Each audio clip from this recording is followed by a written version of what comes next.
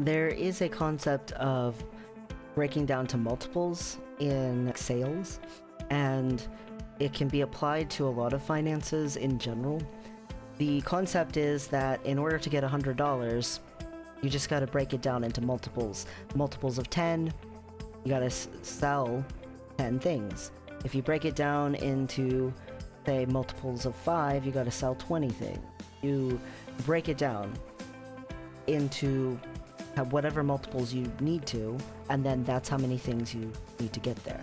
And you can use that to create stepping stones for yourself to save up for like a down payment on a house, going on a traveling trip, making an emergency fund, paying off debt.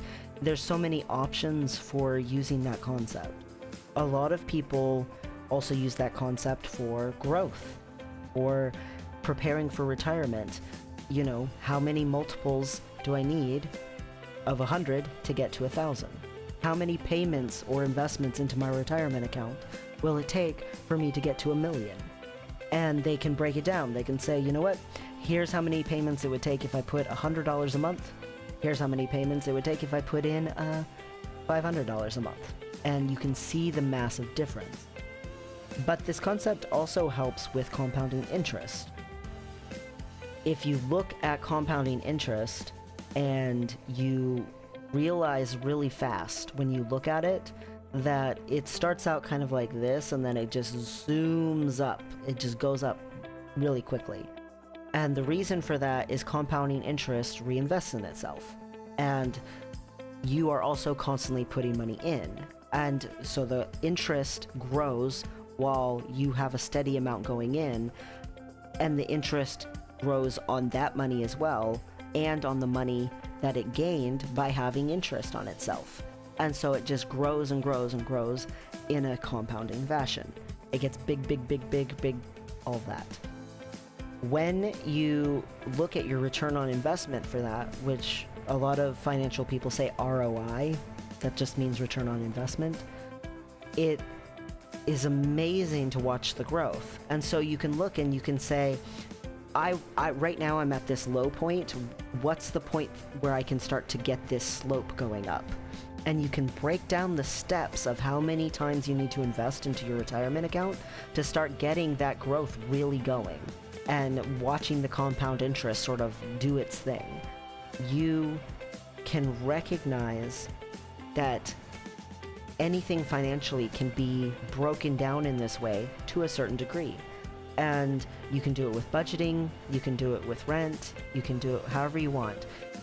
But find a financial goal and break it down into chunks that you can actually bite on. If it is too hard for you to say, I want to get to $1,000 and $100 a time seems like too much, break it down into a smaller multiple, but recognize that means it's going to take more of them. It's really a simple concept that can go a long way. If you want to be a millionaire and you genuinely want to hit that $1 million, and that's the big number that you are drawn to, and I've seen so many people who are drawn to that particular number for whatever reason, it is the clickbait in the universe for them. Their mind instantly is drawn to it. They can't resist anything that says 1,000,000, you know, for whatever reason. Lots of people are drawn to 1 million. So if that's the number, break it down. Break down, okay, I can't do 10 100,000s.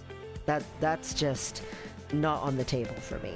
No, I can't do 110,000. Okay, can I do $1,000 and somehow make $1,000 a month happen?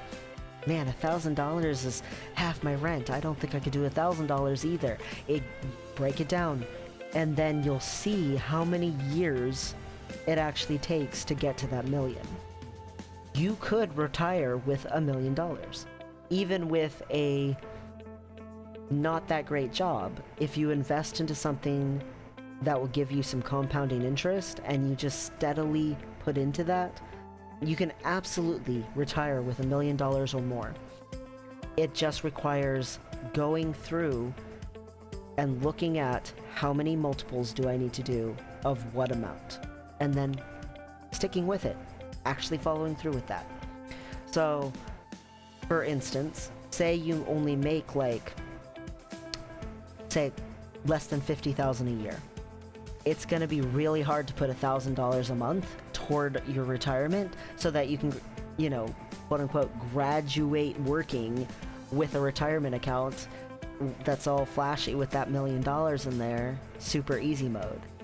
So instead, you got to put a smaller amount, like 100 or 200 a month, toward that.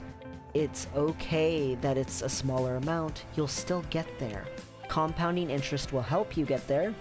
You don't actually have to invest a full 1 million to have 1 million. That's the nice thing about investing versus putting into savings.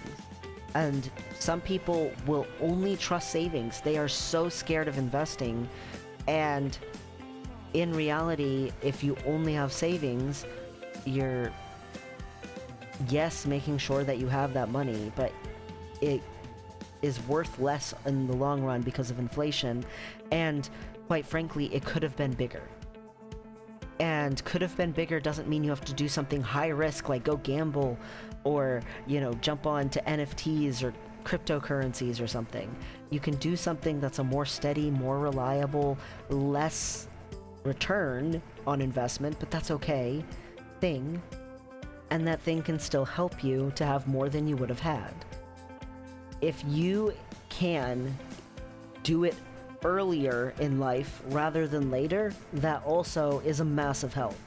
Someone who starts investing and building toward compounding interest in their 20s is going to have such an easier time than someone who did it in their 30s. And someone who did it in their 30s is going to have such an easier time over someone who did it in their 40s. Once you start putting that generally consistent amount toward your investments and letting it reinvest in itself and build and build and build, your retirement account gets better and better and better. And there are some people who are like, but I don't want to wait until retirement age to touch my money. I don't want to wait that long. I don't want to work all my life and have horrible broken body by the time that I can afford to do anything. And I get that. I understand that feeling. It's really important, though, to be putting something toward retirement, even while you're building toward stuff right now. Your future self is going to be grateful to your current self for doing that. And maybe you don't put as much toward retirement as some people do. That's okay. If you genuinely want to be able to take a ton of time off and travel and do things and stuff, and you don't want all your money to just only be usable and experiences to only be had when you're too old to enjoy them fully or whatever, that's okay. There's nothing wrong with that. What's worrying is when you go 100% extreme on, yeah, only right now am I living for, and I don't care about the future. Try not to turn it into an extreme thing. Try to turn it into a balanced thing. Yeah, I'm gonna have a balance between my life right now and that I do want to have a life in the future. That I don't want to have to work while also having osteoporosis or having an oxygen tank that I have to take around with me everywhere. I don't want to have to work while I'm in a wheelchair or have a walker even.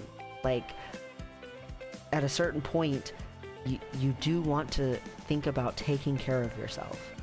And taking care of yourself now and investing in your health now, investing in your fun now and travel now and experiences now, yes, that's absolutely totally valid, as long as you're not neglecting your future self as well.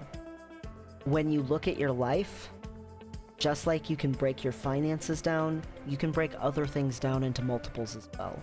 That's how you create steps toward a goal. It doesn't have to be just a financial goal. If you want to retire early, break it down into multiples of years. How much do you need to earn within these amount of years to get to that year where you want to retire? If you want to go on a vacation in a certain amount of months, how much do you need to get done?